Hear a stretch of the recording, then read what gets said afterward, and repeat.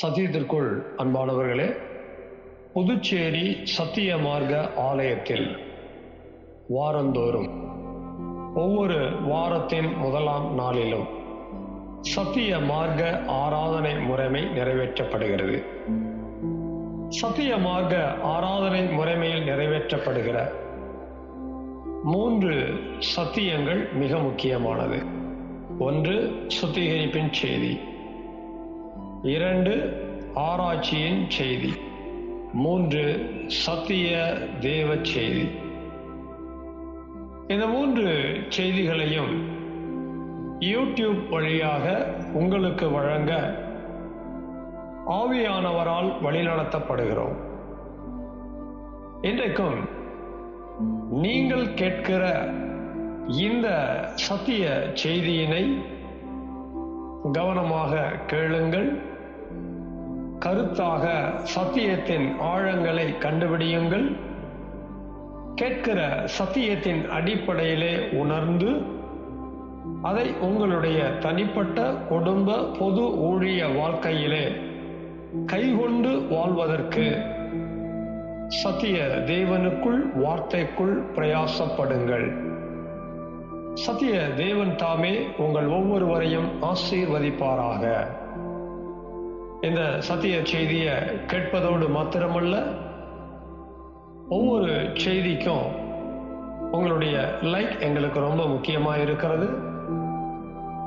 அதுபோல உங்களுடைய கமெண்ட்ஸ் எங்களுக்கு தேவையாக இருக்கிறது. மேலும் இந்த சேனல் உங்களுடைய பயனுக்காக ஆரம்பிக்கப்பட்டிருக்கிறபடியால் சத்திய மார்க்க ஆலயம் புதுச்சேரி என்கிற இந்த சேனலுக்கு உங்களுடைய ஆதரவை தாருங்கள். சப்ஸ்கிரைப் செய்யுங்கள். சத்திய தேவனுக்கு மகிமை உண்டாவதாக. ஆமேன். புதுச்சேரி சத்திய மார்க்க ஆலயத்திற்கு ஜூன் மாதத்திலும் 5வது முறையாக வாரத்தின் முதலாம் நாளிலே கூடி வந்திருக்கிற உங்கள் ஒவ்வொருவரையும் சத்திய பிதா, குமாரன், பரிசுத்த ஆவியானவருடைய தெய்வீக நாமத்தினாலே சத்திய அன்போடு கூட வாழ்த்தி வரவேற்கின்றேன். சத்தியத்திற்குள் அன்பானவர்களே, இன்றைய நாளிலும் தேவ கிருபையினாலே சத்திய மார்க்க ஆராதனை முறைமைகளை அனுசரிக்கும்படியாக நாம் கூடி வந்திருக்கிறோம். 3 பகுதிகள் 7 சத்தியங்களை கொண்ட இந்த ஆராதனை முறைமையிலே முதல் பகுதியாக இருக்கக்கூடிய உட்பிரகாரத்தின் வேலைக்குள் பிரவேசிக்கிறோம். இந்த வேலையிலே 2 விதமான சத்தியங்கள் இருக்கின்றன. இதிலே முதல் சத்தியமாக இருக்கக்கூடிய கல்வாரி வெண்கல தொட்டிக்கு அடையாளமான சுத்திகரிப்பின் செய்தியை நாம் கேட்க இருக்கிறோம். எதற்காக நாம் சுத்திகரிப்பின் செய்தியை கேட்க வேண்டும்? சத்திய மார்க்க ஆராதனை முறைமையை அனுசரிக்க நம்முடைய ஆவி, ஆத்துமா, சரீரத்திலே சுத்தம் வேண்டியதாக இருக்கிறது. சுத்தத்தை நாம் பெற்றுக்கொள்ள வேண்டுமானால் கல்வாரி சிலுவையிலே இயேசு கிறிஸ்து நமக்காக வார்த்த அவருடைய ஜீவனால் கழுவப்பட வேண்டும்.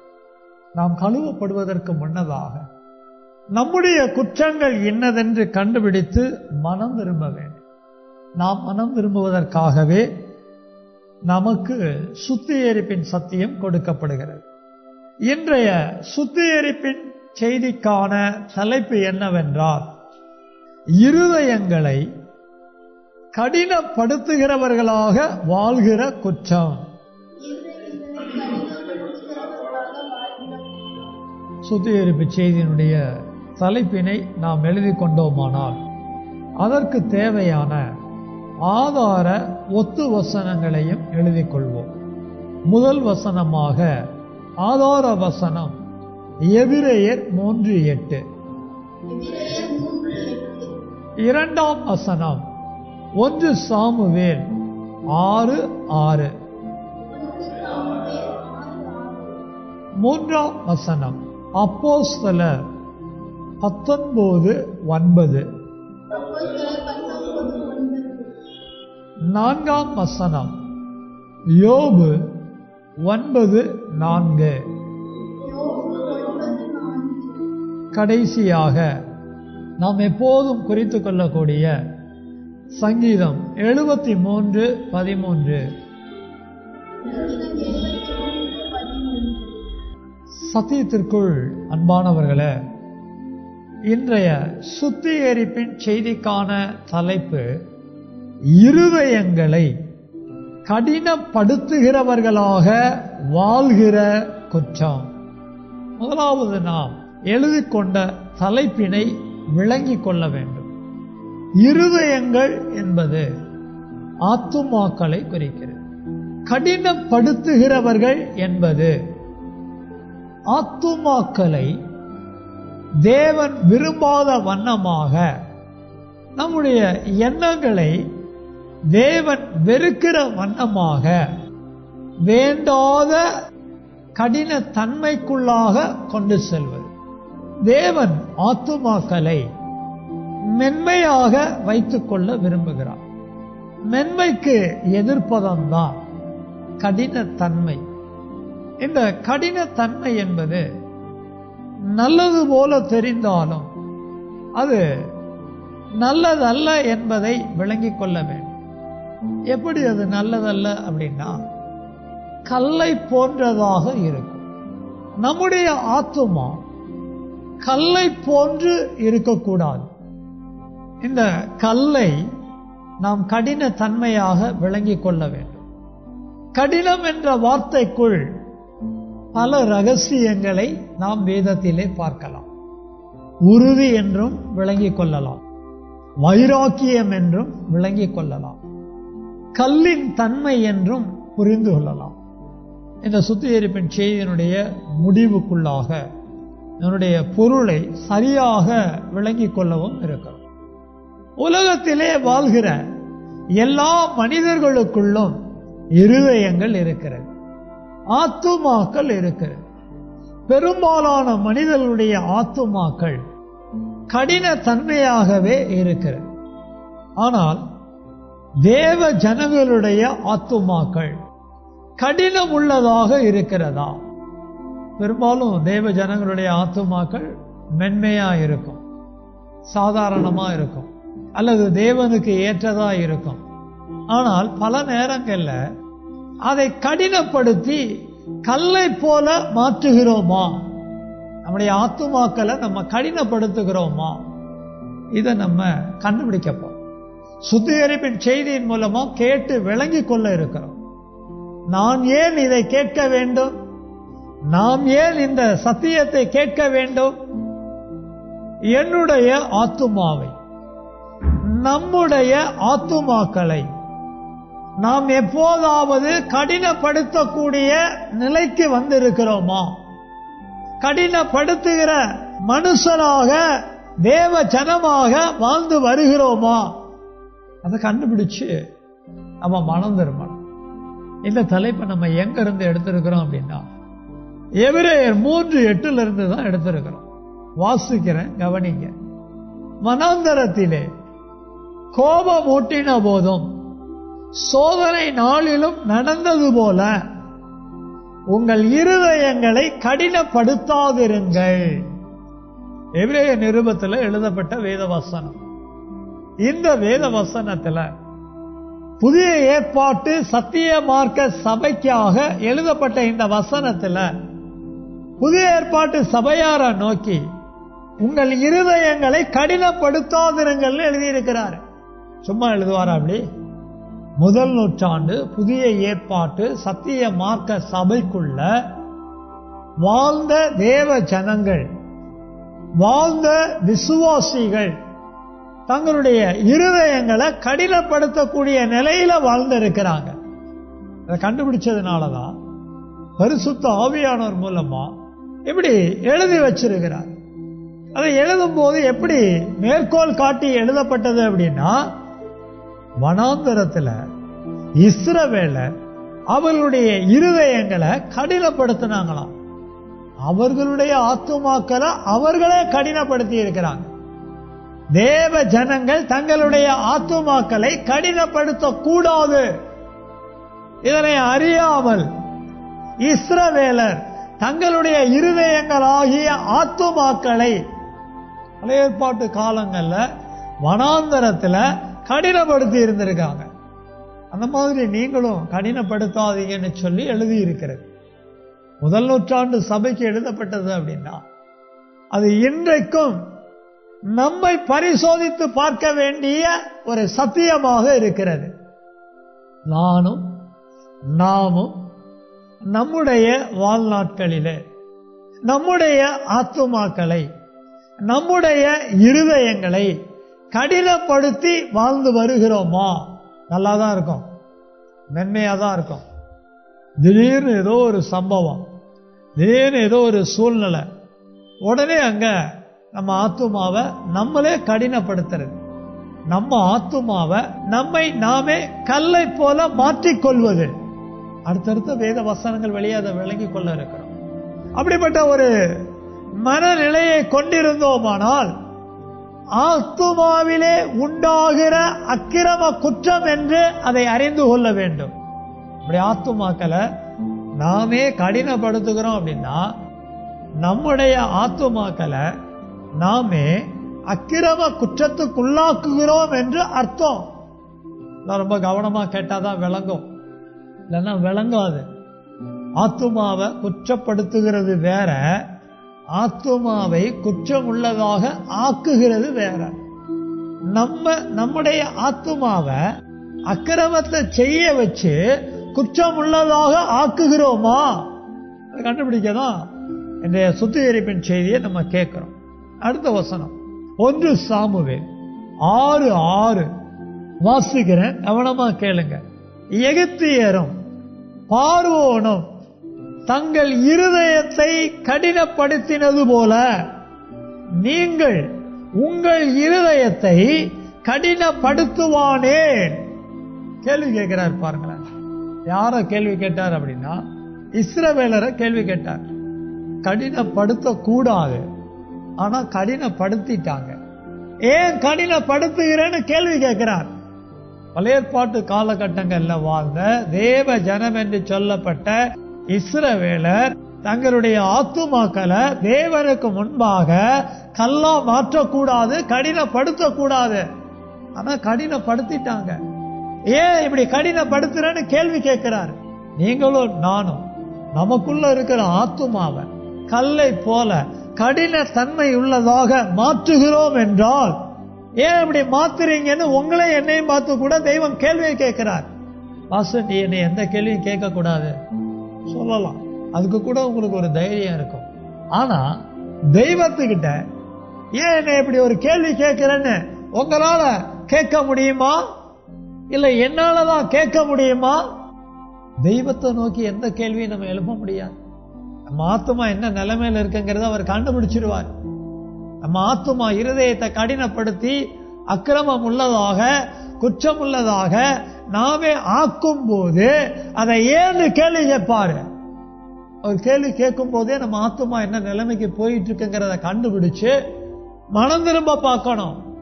நம்ம மனசு, நம்ம ஆத்துமா, நம்ம இருதயம் என்ன நிலைமையில இருக்குங்கிறத கண்டுபிடிக்கணும். கண்டுபிடிக்கலன்னா அந்த வசனத்தில் இருக்கிற தொடர்ச்சியான காரியங்களுக்குள்ள நம்ம போயிடுவோம். இதை நம்ம கடைசியா பார்ப்போம். இப்ப அடுத்த வசனத்துக்குள்ள போக போறோம். இந்த வசனத்தை நம்ம பார்த்துட்டு மறுபடியும் 1 சாமுவேல் 6:6 நம்ம கடைசியா வரணும். இப்ப அப்போஸ்தலர் 19:9 வாசிக்கிறேன், கொஞ்சம் கவனமா கேளுங்க. நான் எங்க என் ஆத்துமாவை கடினப்படுத்தினேன்?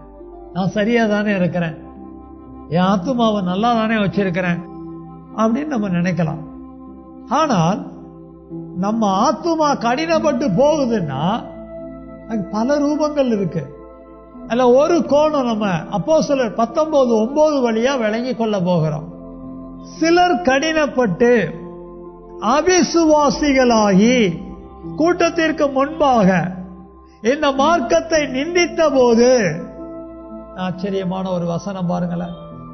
முதல் நூற்றாண்டு சபையில கிறிஸ்தவ மதம் இல்ல, கிறிஸ்துவின் மார்க்கம் இருந்திருக்கு. கிறிஸ்துவின் மார்க்கம் தான் சத்திய மார்க்கம். இங்க இந்த மார்க்கத்தை எழுதியிருக்கு பாருங்க. சிலர் கடினப்பட்டு அவிசுவாசிகளாகி, நம்முடைய ஆத்துமாவை கடினமாக்கி இருக்கிறோமா இல்லையாங்கிறதுக்கான அடையாளம் என்ன அப்படின்னா, சபைக்குள்ள விசுவாசியா இருப்போம், ஆனால் நம்முடைய ஆத்துமா அவிசுவாசியினுடைய இருதயம் போல மாறிக்கிட்டே வரும். ஆத்துமால அவிசுவாசங்கள் தோன்ற ஆரம்பிக்கும். ஆத்துமாவில சந்தேகங்கள் எழும்ப ஆரம்பிக்கும். எதுக்கெடுத்தாலும் சந்தேகம். சந்தேகப்படுவது எவ்வளவு பெரிய குற்றம். சந்தேகம் என்பது ஒரு அக்கிரமமான ஒரு காரியம். சபைக்குள்ள வந்த பிறகு தேவனை சந்தேகப்படுறோமா? சபைக்குள்ள வந்து விசுவாசியா வாழும் போது தேவனுடைய வழி நடத்துதல சந்தேகப்படுறோமா? தேவன் நமக்கு கொடுக்கிற காரியங்கள்ல சந்தேகப்படுகிறோமா? தேவன் நம்மை நடத்துகிற காரியங்களிலே சந்தேகப்படுகிறோமா? விசுவாசம் உள்ள இருதயத்தை கொஞ்சம் கொஞ்சமா மாற்றி அவிசுவாசம் உள்ள இருதயமாக ஆக்குகிறோமா? ஆத்துமா கடினப்பட்டு போகுதுன்னு அர்த்தம். சபைக்கு திடீர்னு சில பேர் வந்துகிட்டு இருந்தவங்க நின்று போறாங்க. அவங்க பார்வைக்கு ஏதோ ஒரு காரணத்தை முன்னால வைப்பாங்க. ஆனா உள்ளபடி என்னன்னு பார்த்தா அவங்க ஆத்துமா கடினப்பட்டு போயிருக்கும். அவங்க ஆத்துமா கல்லாட்டம் மாறி இருக்கும். அவங்க ஆத்துமா உணர்வு கெட்டு போயிருக்கும். உணர்வு கெட்டு போகிறது தாங்க கடினமான காரியம்.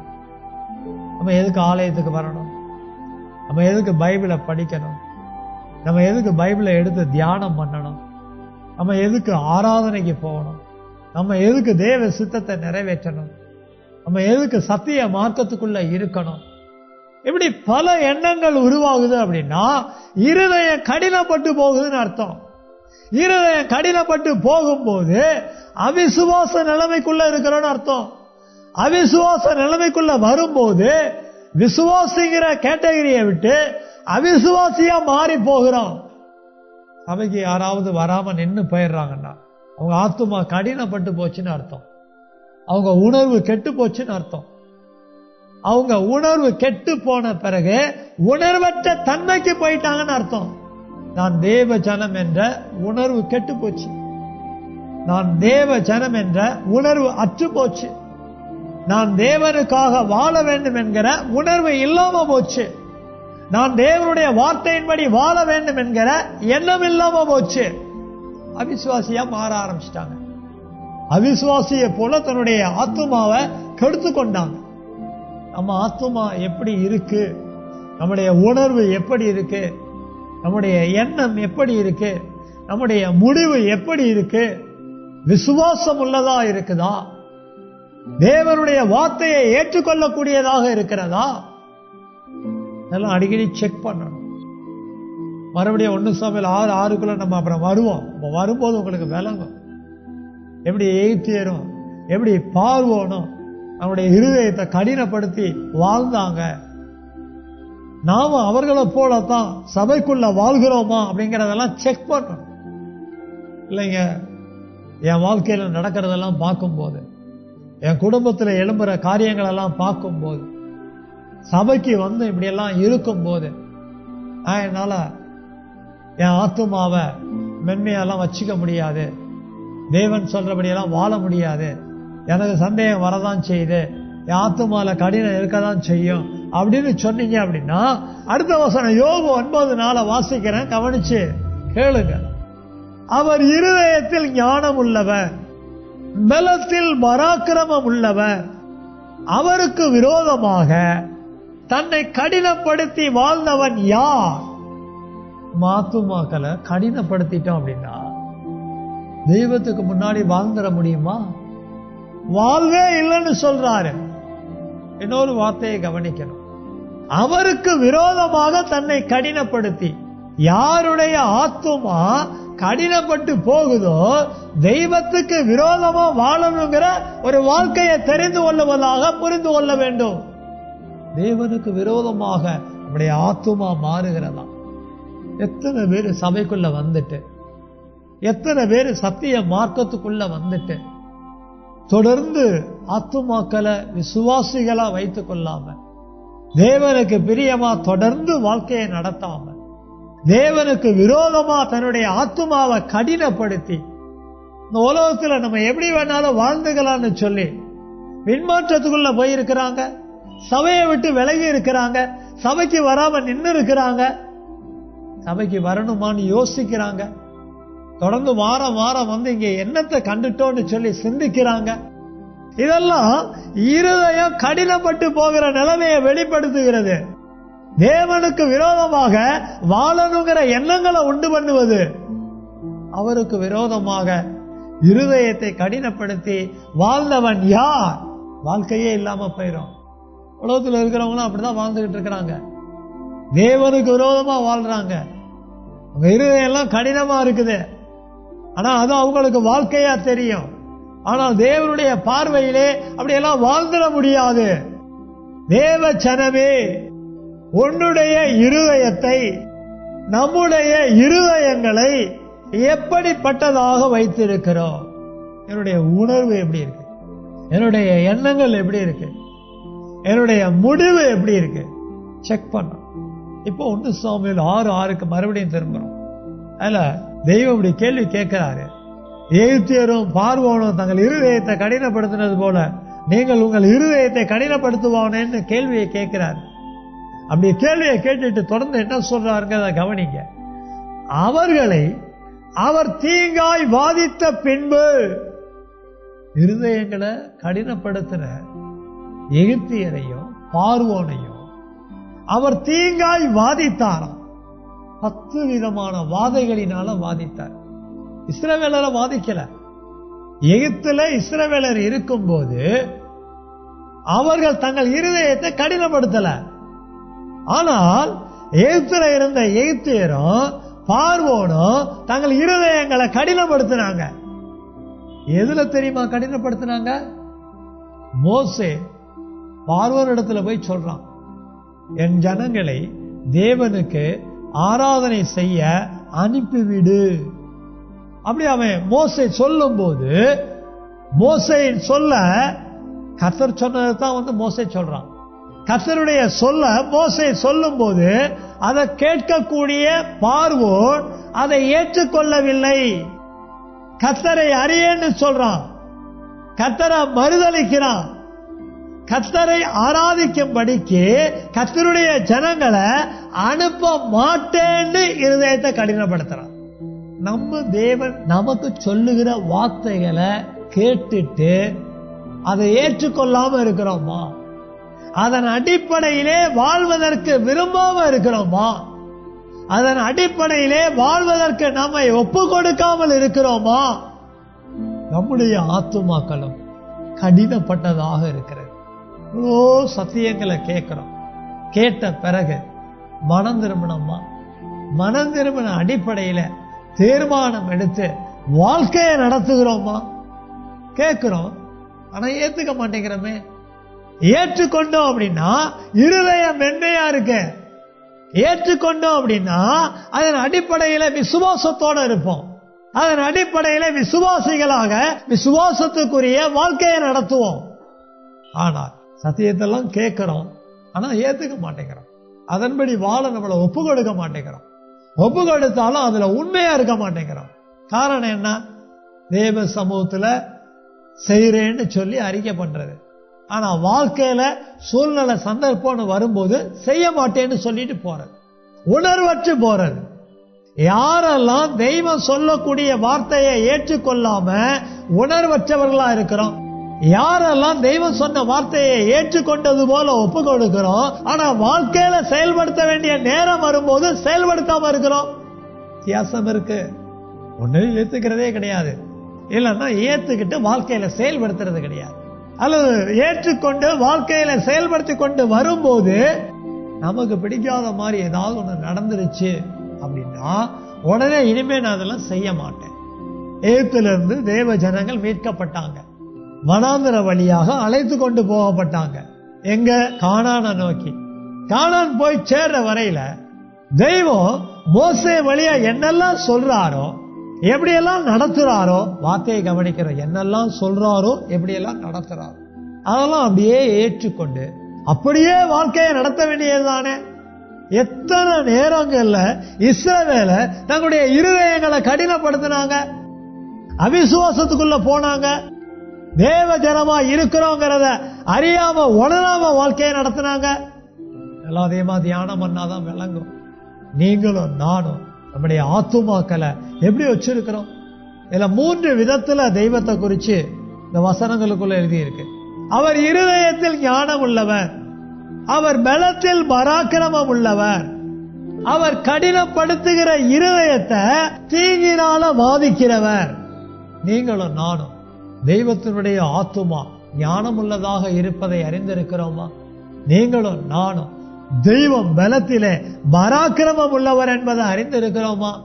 நீங்களும் நானும் நம்முடைய ஆத்துமாக்களை கடினப்படுத்தணும் அப்படின்னா தேவனுடைய சொல்ல ஏற்றுக்கொள்ளாம, ஏற்றுக்கொண்டத அதன் அடிப்படையில உணர்வா இல்லாம நம்ம வாழ்க்கையை நடத்துறோம் அப்படின்னா அவர் நம்மை தீங்கினாலே பாதிக்கிறவர் என்பதை அறியாம இருக்கிறோமா? ஆத்துமாக்களை நாம கடினப்படுத்துகிறது, நம்முடைய ஆத்துமாக்களை அக்கிரம குற்றத்துக்குள்ளாக்குறதுங்கிறத அறியாம வாழ்க்கையை நடத்துறோம் அப்படின்னா அவர் நம்மை நியாயம் தீர்ப்பார். கேட்கிற சத்தியம் விளங்கணும். இருதயங்களை கடினப்படுத்தி வாழ்க்கையை நடத்துகிறோமா? ஆராதனை பண்ணணும், ஒரு நாளைக்கு 3 வேளை, ஒரு நாளைக்கு 3 வேளை நான் ஆராதனை பண்ணணும் அப்படிங்கிற உணர்வு இருக்குதா? இல்ல அந்த உணர்வு கெட்டு போயிருக்குதா? என்னங்க டெய்லி லைஃப்ல ஆராதனையே பண்ண மாட்டேங்கிறீங்க, என்னமோ பண்ணணும்னு தோண மாட்டேங்குதுங்க. சரி இனிமேலாவது பண்ணுங்க. அதெல்லாம் பண்ண முடியாது. நான் வாரம் வாரம் சர்ச்சுக்கு வர்றோம்ல, சர்ச்சுக்கு வர்றீங்களே, கரெக்டா டயத்துக்கு வர்றீங்களா? என்னங்க பாதியில வர்றீங்க? அப்படியெல்லாம் நேரத்துக்கு வர முடியாதுங்க, என்னால அவ்வளவுதாங்க வர முடியும். இருதயம் கல்லா இருக்கு, டயத்துக்கு வரணுங்கிற உணர்வு இல்ல, சுத்திகரித்து கொண்டு ஆராதனை முறைமைகளை அனுசரிக்கணுங்கிற உணர்வு இல்ல. இருக்கிறவங்க அதை பாதுகாத்துக்கணும். அந்த உணர்வு கெட்டு போகாம, அந்த உணர்வு அற்று போகாம, இருதயம் கடினப்படாம பார்த்து கொள்ளணும். அப்படி இருதயம் கடினப்படாம பார்க்கல அப்படின்னா தெய்வம் நியாயம் தீர்ப்பார் என்கிற சத்தியத்தை நாம் இன்றைக்கு விளங்கி கொள்ள வேண்டும். சங்கீதக்காரன் என்ன தெளிவா சொல்றான் பாருங்க. நான் விருதாவாகவே என் இருதயத்தை சுத்தம் பண்ணி குற்றம் இல்லாமையிலே என் கைகளை கழுவினேன் என்று சொல்லுகிறான். அவன் ஆத்துமால அக்கிரமம் இருந்தது, ஆவியில மீறுதல் இருந்தது, சரீரத்துல பாவம் இருந்ததை கண்டுபிடிச்சு உணர்ந்து குற்றம் இல்லாம என்று சொல்லப்பட்ட வெண்கல தொட்டியில கழுவி சுத்தம் பண்ணிக்கிட்டான். நாமும் நம்முடைய ஆத்துமாக்களை ஏதோ விதங்கள்ல கடினப்படுத்தி ஆத்துமாக்களை அக்கிரமம் உள்ளதாக மாற்றி இருந்தோம் அப்படின்னா இன்னைக்கு தேவ சமூகத்துல கல்வாரி வெண்கல தொட்டி அண்டையில சேர்ந்து நம்ம மனம் திரும்பி சுத்தம் பண்ணி கொள்ள பார்க்கிறோம். எல்லாரும் கல்வாரி வெண்கல தொட்டி அண்டையில எழுந்து நிக்கலாமா? இன்றைக்கு நாம் கேட்ட சுத்திகரிப்பின் செய்தியின் அடிப்படையில நம்முடைய ஆத்துமாக்களை எப்படிப்பட்ட நிலைமையில வச்சிருக்கிறோம்னு சொல்லி கண்டுபிடிச்சு நம்ம மனம் திரும்ப இருக்கிறோம். உங்கள் இருதயங்களை கடினப்படுத்தாதிருங்கள் என்று எழுதி இருக்கிறது. எப்போதாவது எந்த ஒரு காரணத்திற்காகவாவது நாம் நம்முடைய இருதயங்களை, உணர்வுகளை, எண்ணங்களை, முடிவுகளை கடினப்படுத்தி இருக்கிறோமா? தேவ காரியங்கள்ல கடினப்படுத்தி இருக்கிறோமா? ஆவிக்குரிய ஜீவியத்துல கடினப்படுத்தி இருக்கிறோமா? உலக வாழ்க்கையிலே நம்முடைய ஆத்துமாக்களை கடினப்படுத்தி இருக்கிறோமா? என்னை உணர்த்துன்னு சொல்லி நம்ம எல்லாரும் கேட்கணும். கடினப்படுத்துவது என்றால் தேவன் சொன்னதை ஏற்றுக்கொள்ளாத உணர்வு இருக்கிறதா? தேவனுடைய வார்த்தையின் அடிப்படையிலே உணர்வு இல்லாமல் இருக்கிறதா? அல்லது தேவனுடைய வார்த்தையின் அடிப்படையிலே செய்வதற்கு உணர்வு இல்லாமல் இருக்கிறதா? நம்ம ஆத்துமா கடினப்பட்டு போயிருக்கிறது. நம்முடைய ஆத்துமா கல்லை போல மாறி இருக்கிறது. பைபிள் எடுக்கவே தோண மாட்டேங்குதா? ஜெபிக்கவே தோண மாட்டேங்குதா? ஒரு நாளைக்கு 3 வேளை தேவ சமூகத்தில் ஆராதிக்க தோண மாட்டேங்குதா? உணர்வு கெட்டு போயிருக்கு, உணர்வு அற்று போயிருக்கிறது. உணர்வு கடினப்பட்டு போயிருக்கிறது. தேவ காரியத்தை நிறைவேற்ற வேண்டும் என்கிற உணர்வு கெட்டு போயிருக்கிறதா? உபவாச கூட்டத்துக்கு வரணும்னு தோணலையே, உபவாச கூட்டத்துல என்னைய சுத்தம் பண்ணிக்கணும்னு தோணலையே, குடும்ப தியானம் பண்ணணும்னு எனக்கு தோணலையே, சபையின் காரியங்கள்ல ஒழுங்குகளுக்குள்ள என்னைய ஒப்பு கொடுக்கணும்னு எனக்கு தோணலையே, ஊழியர்களை பொறுத்த வரையில என்னுடைய பொறுப்பு என்ன, என்னுடைய கடமை என்ன, நான் என்ன செய்ய வேண்டும் என்று எனக்கு தோன்றவில்லையே. இருதயம் கடினப்பட்டு போய் கிடக்கிறத எந்தெந்த கோணத்துல அவங்க தான் கண்டுபிடிக்கணும். படிக்கிற பிள்ளைய படிக்கணும்னு தோணாம இருக்குதா? பெற்றோர் எவ்வளவு கஷ்டப்பட்டு படிக்க வைக்கிறாங்க. வாலிப பிள்ளைகள் பொறுப்பா இருக்க தோன்றுகிறதா? பெற்றோருக்கு கீழ்ப்படிந்து வாழணுங்கிற உணர்வுகள் இருக்கிறதா? சகோதரிமார்கள், மனைவிமார்கள் புருஷனுக்காக வாழ வேண்டிய வேத வசனங்களை ஏற்றுக்கொண்டு வாழணுங்கிற அந்த உணர்வு இருக்கிறதா? புருஷனுக்கு கீழ்ப்படிந்து வாழணுங்கிற அந்த உணர்வு இருக்கிறதா? இல்ல அந்த உணர்வு கெட்டு போயிருக்கிறதா? அந்த உணர்வு அற்று போயிருக்கிறதா? கணவன் மனைவியை நடத்தக்கூடிய வேத வசனங்களை ஏற்றுக்கொண்டு அதன்படியாக நடத்துவதற்குரிய உணர்வு இருக்கிறதா? அல்ல அந்த உணர்வு கெட்டு போயிருக்கிறதா? எந்த விதத்துல நான் உணர்வற்று வாழ்ந்து கொண்டிருக்கிறேன்? என் உணர்வு கல்லை போல மாறி இருக்கிறதா? தேவனுடைய சொல்லை கேட்காமல், தேவனுடைய வார்த்தையை ஏற்றுக்கொள்ளாமல், தேவனுடைய வார்த்தையின்படி நடந்து கொள்ளதை மாற்றிக்கொள்ளுகிற அளவிற்கு என்னுடைய உணர்வுகள் கெட்டு போயிருக்கிறதா? என்னுடைய இருதயம் கடினப்படுத்தப்பட்டு போயிருக்கிறதா? உங்கள் இருதயங்களை கடினப்படுத்துவானே அவர் இருதயத்தில் ஞானம் உள்ளவர், அவர் பலத்தில் பராக்கிரமம் உள்ளவர், அவர் இருதயங்களை கடினப்படுத்துகிறவர்களை தீங்கினால் வாதிக்கிறவர். நம்ம ஆத்துமாக்கல்ல கடினப்பட்டு போன அக்கிரம சிந்தை இருக்குமானால், அக்கிரம உணர்வு இருக்குமானால், அக்கிரம எண்ணங்கள் இருக்குமானால், இதுவரை அப்படி இருந்ததெல்லாம் போதுன்னு சொல்லி நான் இன்னைக்கு உணர்வடையணும், இன்னைக்கு நல்ல எண்ணங்களுக்குள்ள வரணும், இன்னைக்கு நல்ல முடிவுக்குள்ள வரணும், இந்த கடினங்கிற அக்கிரமத்தை விட்டு விலகணும், அவிசுவாசத்தை விட்டு விலகணும், சந்தேகத்தை விட்டு விலகணும், விசுவாசிக்குரிய இருதயத்துக்குள்ள நான் இன்னைக்கு மன மாறணும்னு சொல்லி என்னை உணர்த்துன்னு சொல்லி கேட்க வேண்டாமோ? என்னை உணர்த்துன்னு கேட்கணும். உணர்வற்று போயிருக்கிற காரியங்கள்ல எனக்கு உணர்வை தாரும்னு சொல்லி கேட்கணும். இன்னைக்கு கேட்ட சத்தியத்தின் அடிப்படையில ஆத்துமாக்களை, இருதயங்களை, மனதை உணர்வுள்ளதாக மாற்ற தேவனுடைய சத்தியத்தின்படி என் ஆத்துமா சிந்திக்க என்னை மாற்றன்னு சொல்லி கேட்கணும். இன்னைக்கு கேட்ட சுத்திகரிப்பின் செய்தியின் அடிப்படையில மனம் திரும்பினது மட்டும் போதாதுங்க. கடந்த ஒரு வார காலமா நம்முடைய வாழ்க்கையை நடத்தி இருக்கிறோம். கண்கள்ல இச்சையை கொண்டு வந்திருக்கிறோமா? ஜீவனத்துல பெருமையை கொண்டு வந்திருக்கிறோமா? மாம்சத்துல இச்சைக்கு இடம் கொடுத்திருக்கிறோமா? என்னை உணர்த்தோன்னு சொல்லி கேட்கணும். மாம்ச இச்சைகள் போர் செய்கிறவைகளாக இருக்கிறது. ஒவ்வொரு நாளும் இச்சைகளுக்குள்ளாக பிசாசு நம்மை நடத்த பார்ப்பான். ஏதாவது இச்சைகளுக்கு இடம் கொடுத்திருக்கிறோமா? என்னை உணர்த்துன்னு சொல்லி கேட்கணும். எத்தனையோ காரியங்கள்ல ஆத்துமா சிந்திச்சிருக்கு. அக்கிரமமா சிந்திச்சிருக்கா? எத்தனையோ பேரை பற்றி ஆத்துமா யோசிச்சிருக்குது. கெட்ட யோசனை வந்துச்சா? எவ்வளவு பேர்ட்ட பேசி இருக்கிறோம், குடும்பத்துல பேசி இருக்கிறோம், சொந்த பந்தங்க கிட்ட பேசி இருக்கிறோம், படிக்கிற இடத்துல, வேலை செய்யற இடத்துல, ஊழியங்கள்ல பேசி இருக்கிறோம். ஏதாவது வீடுகளான வார்த்தைகளை வெளிப்படுத்தி பேசி இருக்கிறோமா? நம்ம நடந்துக்கிற ஒவ்வொரு நடவடிக்கையும் எப்படி இருந்துச்சுன்னு சொல்லி யோசிக்கிறோம். கெட்ட நடவடிக்கைகள் இருந்துச்சா? பாவ கிரியைகள் இருந்துச்சா? துன்மார்க்க செய்கைகள் இருந்துச்சா? வைராக்கியம், விரோதம், குரோதம், வன்மை, பொறாமை, வெறி, இப்படியெல்லாம் ஏதாவது குறைகள், குற்றங்கள் இருந்துச்சா? அடிமைத்தன காரியங்கள் இருந்துச்சா? உணர்த்துன்னு சொல்லி கேட்கணும். கண்டிப்பா ஏதோ இருந்திருக்கும். எதுவுமே என்கிட்ட இல்லைன்னு சொல்ல முடியாது. எல்லாவற்றையும் எனக்கு உணர்த்துன்னு சொல்லி கேட்டோம் அப்படின்னா நிச்சயமா தெய்வம் உணர்த்துவார். அப்படி தெய்வம் நம்ம இருதயங்களை உணர்த்துகிற காரியங்களை உணர்ந்து மௌனமா அறிக்கை செய்ய ஒப்பு கொடுக்கலாமா? உங்களோடு கூட நானும்